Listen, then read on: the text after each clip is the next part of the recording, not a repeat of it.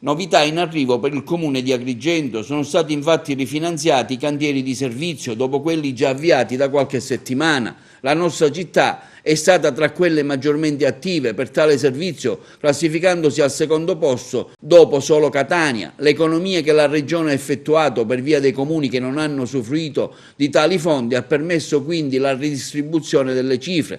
Tra i beneficiari la nostra Agrigento. Il bel risultato è vedere per le nostre strade cittadine, sia del centro sia delle periferie, gruppi sostanziosi di persone che lavorano e molto spesso, quasi sempre, lavorano alacremente. E questo già è un primo bel risultato che la città meritava e che ha avuto.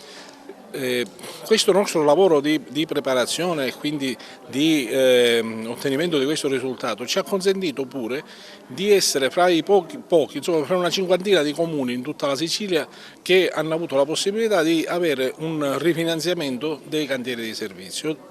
Questo rifinanziamento si ottiene dalle economie che sono state realizzate a livello regionale, dalla mancata spesa da parte di molti comuni, e mentre i comuni che hanno speso sono stati premiati e sono stati rifinanziati. Noi per esempio siamo il secondo comune dopo Catania per entità di finanziamento, che praticamente è uguale alla cifra che abbiamo avuto finanziata la prima volta.